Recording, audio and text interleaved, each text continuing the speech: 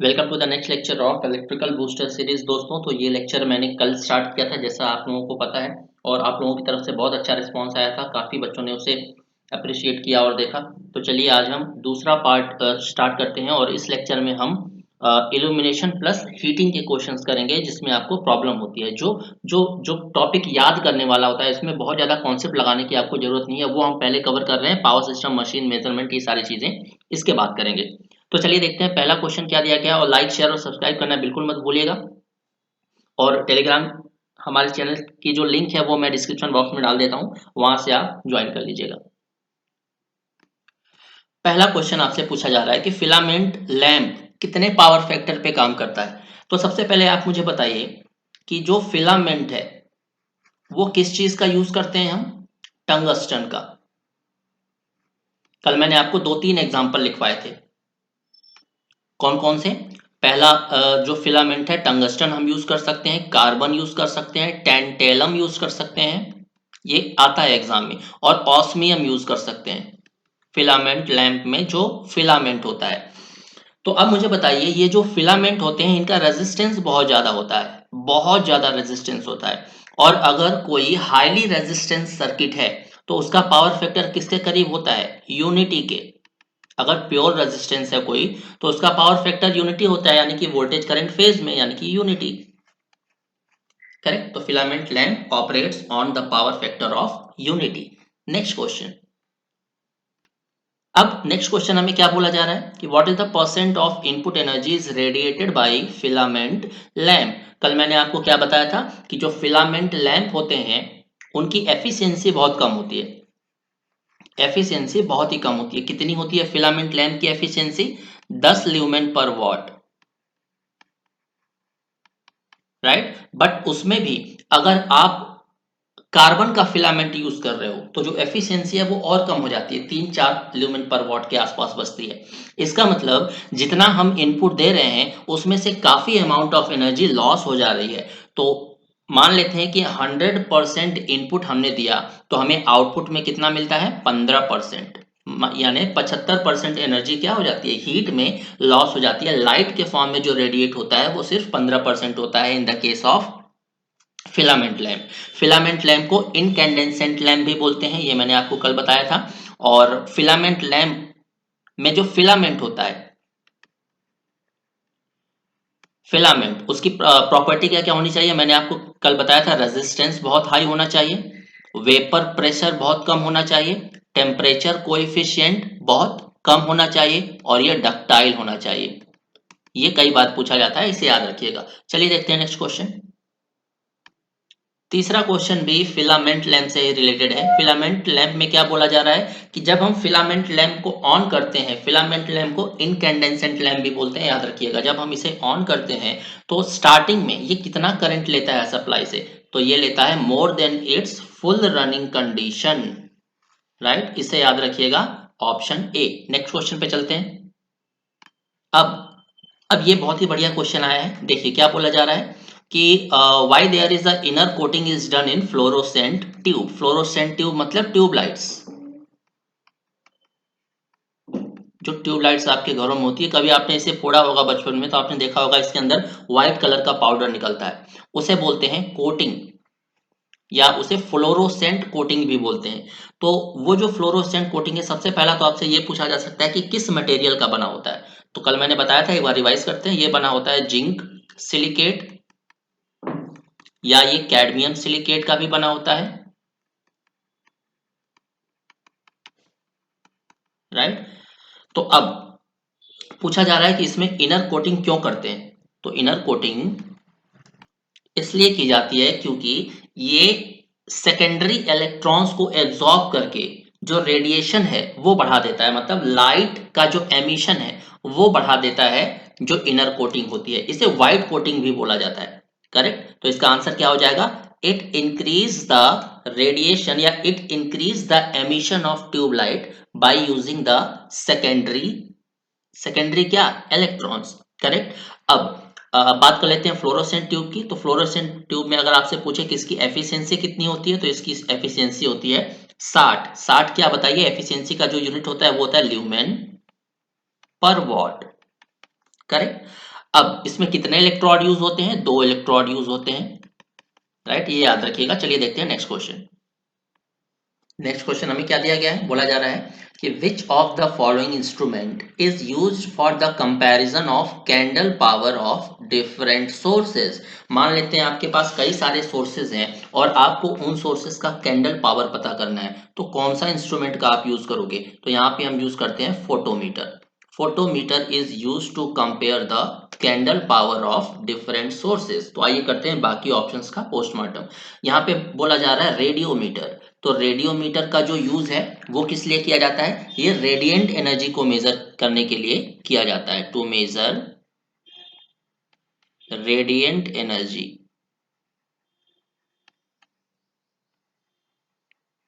अब बात करते हैं लक्स मीटर की। तो लक्स मीटर किसे मेजर करता है? लक्स मीटर ब्राइटनेस को मेजर करता है, टू मेजर ब्राइटनेस। अब बैरोमीटर, गई भैंस पानी में। बैरोमीटर देखिए कितना आसान सा क्वेश्चन है, बैरोमीटर का कोई लेना देना नहीं है यहाँ से। ये मेजर करता है एटमॉस्फेरिक प्रेशर को, राइट। अब मुझे बताइए कुछ चीजें यहाँ पे मैं आपसे पूछना चाहता हूँ कि यहाँ पे जैसे लक्स दिया गया है, तो जो लक्स है वो किसकी यूनिट होती है? ये आप लोग मुझे कमेंट करके बताइए कि जो लक्स है यहाँ पे वो किसकी यूनिट होती है। अब कुछ यूनिट्स की बात कर लेते हैं जो हमने कल देखा था। तो लैंप एफिशिएंसी की यूनिट क्या होती है?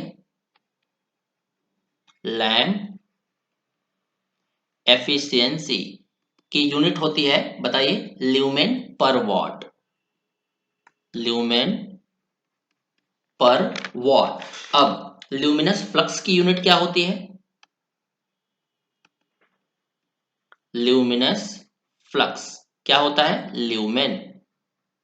ल्यूमिनस फ्लक्स का जो डेफिनेशन है वो मैंने आपको कल क्या बताया था? टोटल लाइट एनर्जी एमिटेड पर सेकेंड। कोई भी एक बल्ब है वो हर सेकेंड कितनी लाइट एनर्जी को एमिट कर रहा है, वो होती है ल्यूमिनस फ्लक्स।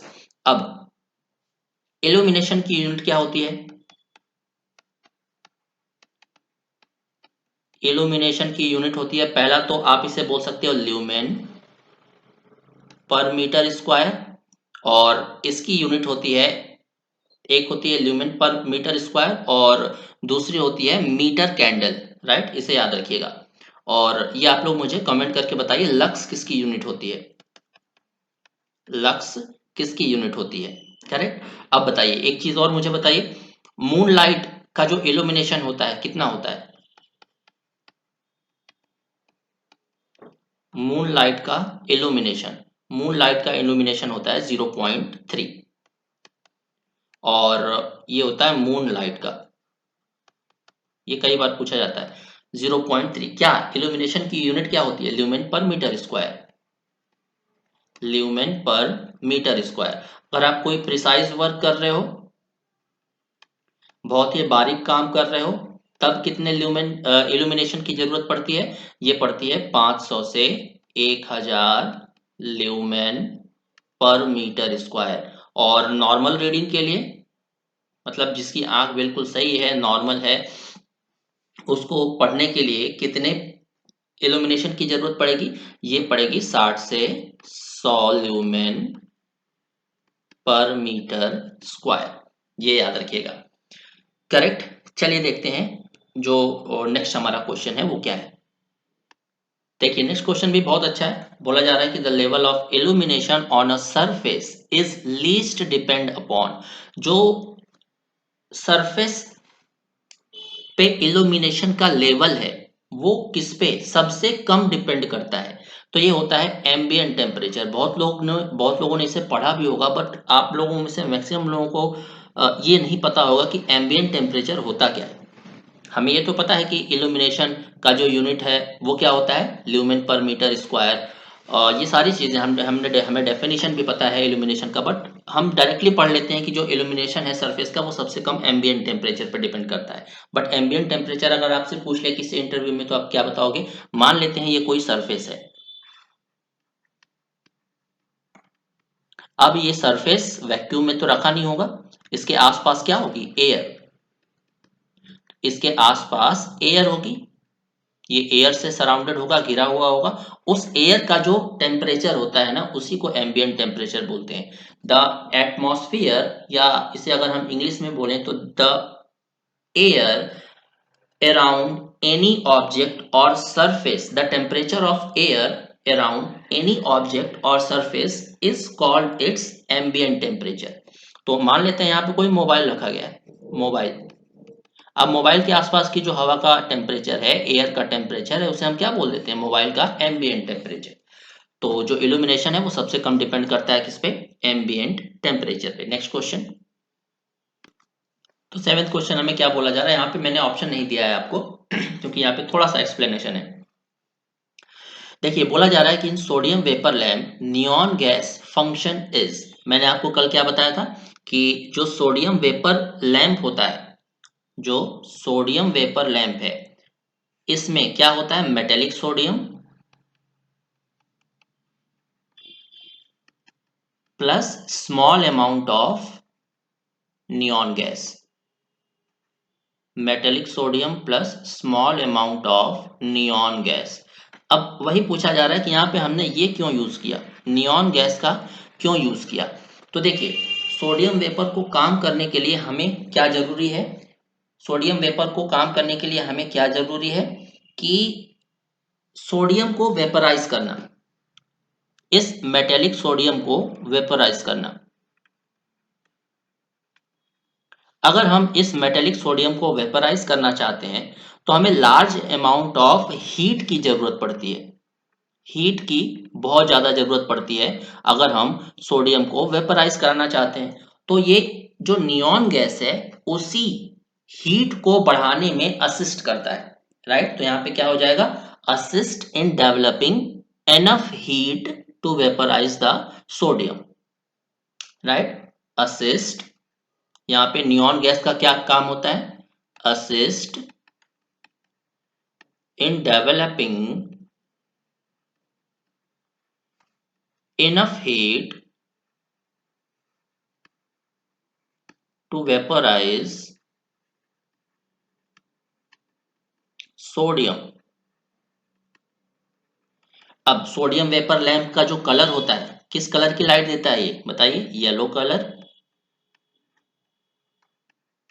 और अगर आपसे पूछ ले कि सोडियम वेपर लैंप का यूज कहाँ पे होता है, तो ये स्ट्रीट लाइट्स में यूज होता है, पहले यूज होता था अब तो नहीं होता, स्ट्रीट लाइटनिंग में यूज होता है। और अगर आपसे पूछ ले कि सोडियम वेपर लैंप की एफिशिएंसी कितनी होती है, तो एफिशिएंसी होती है इसकी 50। कितना एफिशिएंसी का यूनिट मैंने आपको अभी बताया, ल्यूमेन पर वॉट। कितने डिग्री टेम्परेचर पे काम करता है, 300 डिग्री सेंटीग्रेड पे सोडियम वेपर लैंप काम करता है। ये सारी चीजें आपको पता है। और एक और बात, सोडियम वेपर लैंप ही एक इकलौता लैंप है जिसको सेपरेट चोक की जरूरत नहीं पड़ती, डजेंट रिक्वायर सेपरेट चोक। आ रहा है समझ में। चलिए देखते हैं आठवां क्वेश्चन क्या है। ये देखिए बहुत ही अच्छा क्वेश्चन है। यहाँ पे क्या बोला जा रहा है कि when an electric bulb is broken it produce a bang noise because, बचपन में आपने देखा होगा जब फ्यूज बल्ब हम दीवार पे मार के फोड़ते थे तो वो एक छोटे बम की टाइप आवाज करता था। तो ऐसा इसलिए होता है कि इलेक्ट्रिक बल्ब में क्या फील्ड होता है, वैक्यूम। वैक्यूम का मतलब होता है कुछ भी नहीं, यहाँ तक कि हवा भी नहीं। तो जैसे ही बल्ब को हम फोड़ते हैं, वैक्यूम की जगह कौन लेता है अचानक से, वैक्यूम मतलब कुछ भी नहीं। तो जैसे ही हम बल्ब को फोड़ते हैं, इस वैक्यूम की जगह तुरंत कौन ले लेता है, एयर। तो जैसे ही इतने, ये जो प्रोसेस है इतनी फास्ट होती है, जब एयर वैक्यूम की जगह पे आती है, कवर करती है इसे, तो एक बैंग की नॉइज आती है, मतलब एक बम के फूटने जैसी हल्की सी आवाज आती है। वो इसलिए आती है क्योंकि जो बल्ब के अंदर है वो वैक्यूम होता है, और जैसे ही हम बल्ब फोड़ते हैं उस वैक्यूम को कौन रिप्लेस करता है तुरंत, एयर। इसके लिए ये आवाज आती है, तो याद रखिएगा। चलिए देखते हैं नेक्स्ट क्वेश्चन क्या है। अब बात करते हैं, नेक्स्ट क्वेश्चन है कि which vapour is present in fluorescent tube. तो फ्लोरोसेंट ट्यूब में किस चीज का वेपर हम यूज करते हैं, तो ये मरकरी वेपर यूज किया जाता है, मरकरी वेपर। अब बात कर लें फ्लोरोसेंट ट्यूब की, तो फ्लोरोसेंट ट्यूब की जो एफिशिएंसी होती है वो होती है 60 ल्यूमेन पर वॉट। और आप बोल सकते हैं कि इसमें जो चोक होता है वो सीरीज में कनेक्ट होता है। चोक इज कनेक्टेड इन सीरीज, दो इलेक्ट्रोड यूज होते हैं। इसे फ्लोरोसेंट ट्यूब को, जैसे जो आपके घर में ट्यूब लाइट है ना, यही हमारी फ्लोरोसेंट ट्यूब का एग्जाम्पल है। करेक्ट। इसमें व्हाइट पाउडर की लेयर यूज होती है अंदर, व्हाइट पाउडर की कोटिंग, ताकि सेकेंडरी इलेक्ट्रॉन्स का यूज करके हम जो ब्राइटनेस है या जो एमिशन है वो बढ़ा सकें। और ये जो व्हाइट पाउडर है इसे फ्लोरोसेंट पाउडर भी बोलते हैं। और ये या तो हम बनाते हैं किसका, सिलिकेट, जिंक सिलिकेट का,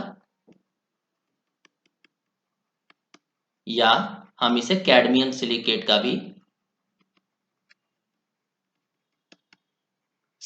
का भी बनाते हैं। ये हमेशा हमें व्हाइट लाइट देती है। फ्लोरोसेंट ट्यूब जो है वो चीपर होता है एज कंपेयर टू, चीपर और एफिशिएंट होता है एज कंपेयर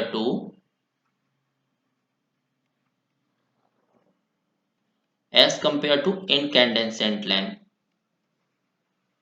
इनकैंडेसेंट लैंप यानी वो जो बल्ब आता है टंगस्टन वाला, पीले कलर का जलता है, 100 वाट का आता था जो पहले, उससे ज्यादा एफिशिएंट होती है क्या, ये जो फ्लोरोसेंट ट्यूब है या हमारी जो ट्यूब लाइट है। इसकी लाइफ भी ज्यादा होती है, लाइफ भी ज्यादा होती है, राइट। और वोल्टेज के फ्लक्चुएट होने की वजह से सबसे ज्यादा कौन इफेक्ट होता है, सबसे ज्यादा किसकी लाइफ इफेक्ट होती है, ट्यूब लाइट की या बल्ब की, तो बल्ब की। तो कभी ऐसा क्वेश्चन आ जाए कि due to fluctuation of voltage which of the following bulb या लैंप विल इफेक्ट मोस्ट, तो ये बल्ब यानी कि कौन सा, इनकैंडेसेंट लैंप, जिसे हम फिलामेंट लैंप भी बोलते हैं, उसकी लाइफ सबसे ज्यादा इफेक्ट होती है, उसके खराब होने के चांसेस सबसे ज्यादा होते हैं अगर वोल्टेज ऊपर नीचे बहुत हो रहा है तो।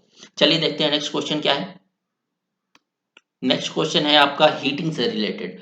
यहाँ पे क्या बोला जा रहा है, विच of the following method has highest power factor, तो कौन सा हीटिंग मेथड है जिसपे हमें हाईएस्ट पावर फैक्टर मिलता है, तो ये रेजिस्टेंस हीटिंग होती है।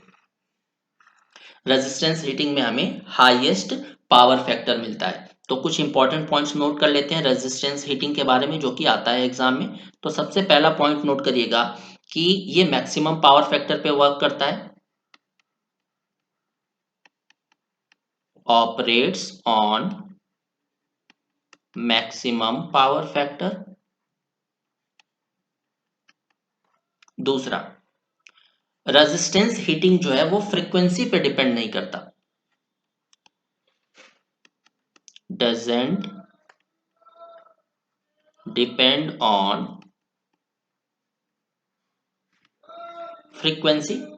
अब रेजिस्टेंस हीटिंग यूज कहां पे करते हैं, so it is used in room heating, heating of room, heating of room, heating of room में रेजिस्टेंस हीटिंग का यूज किया जाता है। और रेजिस्टेंस हीटिंग में क्या सबसे ज्यादा यूज किया जाता है, सिलिकॉन कार्बाइड, सिलिकॉन कार्बाइड का यूज किया जाता है ड्यूरिंग रेजिस्टेंस हीटिंग। तो ये 4 पॉइंट याद रखिएगा, इससे बाहर आपको नहीं पूछा जाएगा रेजिस्टेंस हीटिंग में। चलिए देखते हैं नेक्स्ट क्वेश्चन क्या है। नेक्स्ट क्वेश्चन क्या बोला जा रहा है कि which method has leading power factor, इनमें से कौन सा हीटिंग मेथड है जिसमें हमें लीडिंग पावर फैक्टर मिलता है, तो ये बहुत लोगों को पता होगा, डाइलेक्ट्रिक हीटिंग। डाइलेक्ट्रिक हीटिंग के केस में हमें लीडिंग पावर फैक्टर मिलता है। अब इसका एप्लीकेशन क्या है, it is used in the heating of non conducting material, used for heating of non conducting material, ऐसे मटेरियल जिससे करंट नहीं फ्लो हो सकती, उसे अगर हमें हीट करना है तो हमें किसकी जरूरत पड़ेगी, डाइलेक्ट्रिक हीटिंग की। और यहाँ पे हमारा पावर फैक्टर कितना होता है, लीडिंग, याद रखिएगा। नेक्स्ट क्वेश्चन पे चलते हैं। देखिए नेक्स्ट क्वेश्चन क्या है, विच of the following heating is used for non conducting material. देखिए अभी अभी हमने पढ़ा, तो इनमें से कौन सी हीटिंग है, डाइलेक्ट्रिक हीटिंग। डाइलेक्ट्रिक हीटिंग का जो यूज है हम किस में करते हैं, नॉन कंडक्टिंग मटेरियल को हीट करने में, और ये dielectric heating leading power factor पे वर्क करती है, लीडिंग पावर फैक्टर। इससे पहले हमने कौन सा रेजिस्टेंस हीटिंग पढ़ा था, इससे पहले हमने कौन सा हीटिंग पढ़ा था, रेजिस्टेंस हीटिंग। तो आप मुझे बताइए रेजिस्टेंस हीटिंग के बारे में हमने क्या क्या पढ़ा था। Resistance heating maximum power factor हमें मिलता है। दूसरा, ये फ्रीक्वेंसी पे डिपेंड नहीं करता, ये रूम हीटिंग के लिए यूज होता है, और इसमें हम सबसे ज्यादा किसका यूज करते हैं, सिलिकॉन कार्बाइड, राइट। चलिए देखते हैं नेक्स्ट क्वेश्चन। नेक्स्ट क्वेश्चन क्या है, विच of the following heating method does not depend on frequency. ये वो क्वेश्चन है जो किसी न किसी एग्जाम में पूछे जा चुके हैं। तो इनमें से कौन सा हीटिंग मेथड जो फ्रीक्वेंसी पर डिपेंड नहीं करता, ये मैंने आपको बता दिया पहले, ये रेजिस्टेंस हीटिंग। देखिए रेजिस्टेंस से ही आप समझ जाना कि वो फ्रीक्वेंसी पे डिपेंड नहीं करता। जैसा आपने हमारे इलेक्ट्रिकल सब्जेक्ट्स जो होते हैं, कोर इलेक्ट्रिकल सब्जेक्ट्स, उसमें मैंने आपको क्या बताया है कि जब भी आप फ्रीक्वेंसी को वेरी करोगे, आपका इंडक्टर वेरी होगा, कैपेसिटर वेरी होगा, बट जो रेजिस्टेंस है वो आपका कांस्टेंट रहेगा। रेजिस्टेंस, प्योर रेजिस्टेंस अगर है तो वो फ्रीक्वेंसी के वेरी करने से इफेक्ट नहीं होगा। तो इसीलिए रेजिस्टेंस हीटिंग जो है वो फ्रीक्वेंसी पे डिपेंड नहीं करती। रेजिस्टेंस हीटिंग में सबसे ज्यादा क्या यूज किया जाता है, सिलिकॉन कार्बाइड, याद रखिएगा। Next question. नेक्स्ट क्वेश्चन है कि जो इंडक्शन हीटिंग है वो किस प्रोसेस या किस प्रिंसिपल पे काम करती है। तो ये बहुत ही सिंपल सा क्वेश्चन है, इलेक्ट्रोमैग्नेटिक इंडक्शन। हमारा पूरा मशीन इसी पे बेस्ड है। इलेक्ट्रोमैग्नेटिक इंडक्शन पे कौन सा प्रोसेस है, मतलब इंडक्शन हीटिंग किस प्रोसेस पे काम करता है, इलेक्ट्रोमैग्नेटिक इंडक्शन। अब दूसरा बताइए, न्यूक्लियर फिशन की, ये न्यूक्लियर रिएक्टर्स, जो हमारे न्यूक्लियर रिएक्टर्स हैं वो न्यूक्लियर फिशन पे काम करते हैं। न्यूक्लियर फ्यूजन हमें कहाँ पे देखने को मिलता है, सन के अंदर। चलिए देखते हैं नेक्स्ट क्वेश्चन क्या है। तो नेक्स्ट क्वेश्चन हमें क्या बोला जा रहा है कि the temperature inside the furnace is measured by. तो देखिए यहाँ पे आपका सारा कंफ्यूजन दूर हो जाएगा। तो फर्नेस के अंदर का जो टेम्परेचर है वो किस चीज से, किस टाइप के इंस्ट्रूमेंट से मेजर किया जाता है। तो आप मुझे बताइए, अगर हम फर्नेस की बात करते हैं तो फर्नेस का अंदर का टेम्परेचर कैसा होता है, लो, मीडियम या बहुत हाई। तो very high, very high temperature हमें देखने को मिलता है फर्नेस के अंदर। और मरकरी थर्मोमीटर, मरकरी थर्मोमीटर मतलब जो नॉर्मली डॉक्टर लोग यूज करते हैं, तो वो, उसकी रेंज क्या होती है, वो मेजर कर सकता है -37 डिग्री सेंटीग्रेड से 356, 356 degree centigrade, which is not enough to measure that much amount of high temperature. तो इस मरकरी थर्मोमीटर से हम इतना ज्यादा टेम्परेचर मेजर नहीं कर सकते, इसीलिए हमने मूव किया किस पे, ऑप्टिकल पायरोमीटर पे। ऑप्टिकल पायरोमीटर का जो रेंज होता है वो होता है I think, yes, 600 degree centigrade to 4000 degree centigrade. तो हम ऑप्टिकल पायरोमीटर का यूज करते हैं टेम्परेचर मेजर करने के लिए फर्नेस के अंदर का। अब आप लोगों से ये क्वेश्चन है कि हाइग्रोमीटर किस लिए यूज होता है। ये बहुत नॉर्मल सा फिजिक्स का क्वेश्चन है, ये मुझे कमेंट करके बताइए आप लोग कमेंट बॉक्स में। चलिए देखते हैं नेक्स्ट क्वेश्चन क्या है। नेक्स्ट क्वेश्चन आप लोगों को दिया गया है, mica is dash conductor of heat but dash conductor of electricity. तो आप मुझे बताइए माइका है क्या। Mica is a good insulator.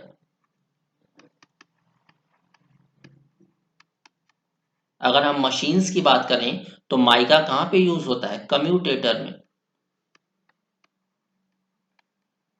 Commutator, DC machine में जो कम्यूटेटर होता है उसमें माइका का इंसुलेशन यूज किया जाता है। तो देखिए अब इसकी प्रॉपर्टी क्या होती है, माइका जो है वो गुड कंडक्टर है हीट का।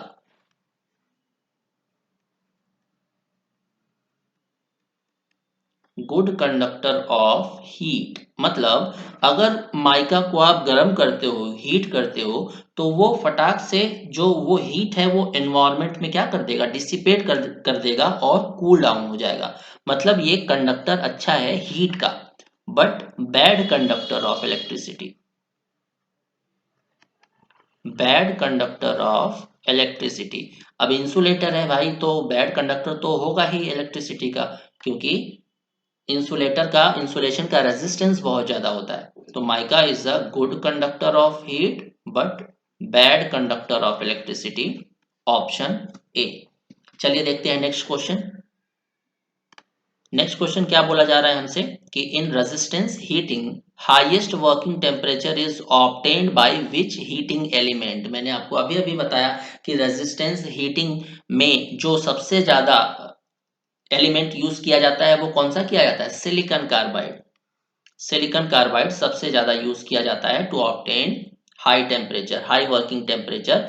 और resistance heating maximum power factor पे काम करता है, फ्रीक्वेंसी पर डिपेंड नहीं करता, और रूम हीटिंग में काम आता है, इसका एप्लीकेशन है रूम हीटिंग। नेक्स्ट क्वेश्चन पे चलते हैं। अब देखिए नेक्स्ट क्वेश्चन पूछा जा रहा है कि जो आर्क फर्नेसेस होती हैं वो किस पावर फैक्टर पे काम करती हैं। सो आर्क फर्नेसेस यूनिटी, हमें पावर फैक्टर क्या क्या दिया गया है। तो सबसे पहले देखिए यूनिटी तो हटा देते हैं और जीरो भी हटा देते हैं, क्योंकि ये पॉसिबल ही नहीं है आर्क फर्नेस में, क्योंकि यहाँ पे क्या जनरेट हो रहा है, आर्क। अब यहाँ पे दो चीजें हैं, 0.707 लीडिंग और 0.707 लैगिंग। तो जो आर्क फर्नेस है वो हमेशा याद रखिएगा leading, sorry lagging power factor पे काम करती है। और ये एक बहुत बड़ा रीजन है, जैसे आपसे पूछा जाए कि हमारे पावर फैक्टर, सॉरी हमारा जो पावर सिस्टम है उसका जो पावर फैक्टर है वो हमेशा लैगिंग ही क्यों होता है। तो बिकॉज ऑफ इंडक्शन मोटर, ये लैगिंग पावर फैक्टर पे काम करती है।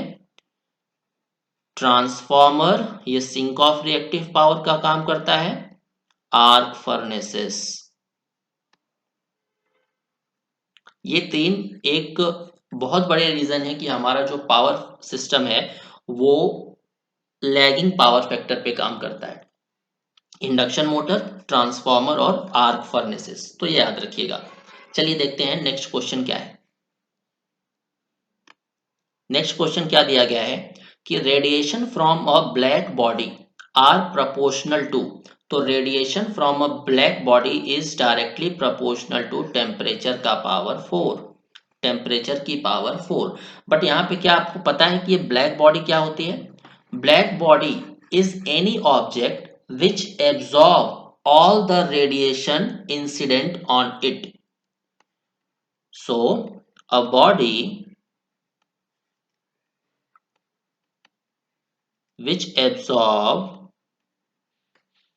all the radiations,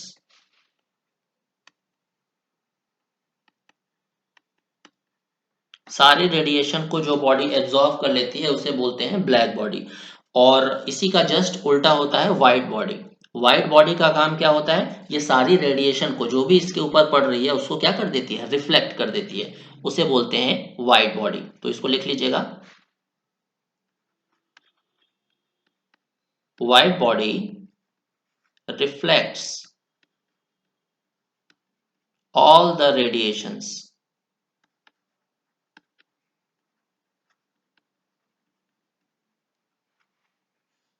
right. चलिए देखते हैं नेक्स्ट क्वेश्चन क्या है। बोला जा रहा है कि in direct arc furnace which of the following has high value. Direct arc furnace के केस में सबसे ज्यादा वैल्यू किसकी होती है, वोल्टेज, करंट, पावर फैक्टर या सभी की। तो सबसे पहले मुझे बताइए ये आर्क आपने कहाँ देखा है, वेल्डिंग के केस में। वेल्डिंग के केस में भी आर्क यूज होता है। और वेल्डिंग के केस में जो ट्रांसफॉर्मर यूज होता है वो कैसा होता है, step down. Step down transformer का मतलब वोल्टेज डिक्रीज, करंट इंक्रीज, मतलब आर्क वेल्डिंग के केस में हमें हाई करंट की जरूरत पड़ती है, तो सिमिलरली डायरेक्ट आर्क फर्नेस के केस में भी हमें हाई करंट की जरूरत पड़ती है। So option B is the right answer. Last question आज का क्या है? लास्ट क्वेश्चन आज का है 21st क्वेश्चन कि कभी कभी आपने देखा होगा कि कोई भी मशीन है जो कि रोटेट कर रही है, बट किसी भी फ्लोरोसेंट लैंप या किसी भी फ्लोरोसेंट लाइट के अंदर वो घूमती हुई नजर नहीं आती है। वो ऐसा लगता है कि वो स्टेशनरी है, वो घूम नहीं रही है, बट वो एक्चुअल में रोटेट कर रही होती है। तो इस इफेक्ट को क्या बोला जाता है? इस इफेक्ट को तो सबसे पहले आपने तो इसे एलिमिनेट कर दिया होगा, मैग्नेटो रिस्ट्रिक्शन को, क्योंकि मैग्नेटो रिस्ट्रिक्शन हमें ट्रांसफॉर्मर के केस में देखने को मिलता है और वहां पे रोटेटिंग कुछ भी नहीं होता। तो ये हट गया, नन हट गया। आपके माइंड में क्या आ रहा होगा? या तो स्ट्रोबोस्कोपिक इफेक्ट या तो ल्यूमिनेंस इफेक्ट। तो सबसे पहले देखते हैं ल्यूमिनेसेंस इफेक्ट क्या होता है। तो इसके बारे में लिखिएगा, luminescence is spontaneous emission of light by substance not resulting from heat। कोई भी बॉडी है, उससे अगर हमें लाइट मिल रही है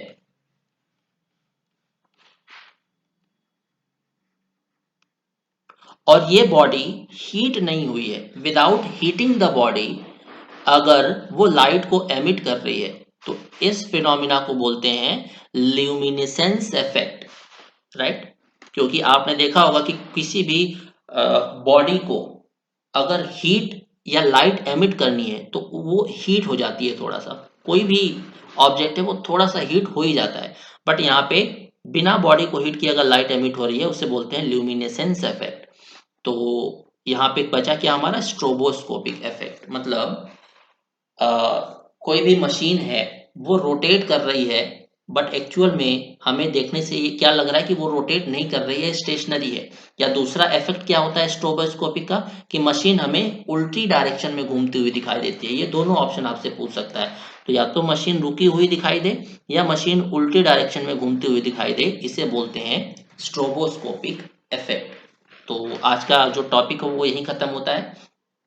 तो कल का जो टॉपिक होगा वो होगा हमारा वेल्डिंग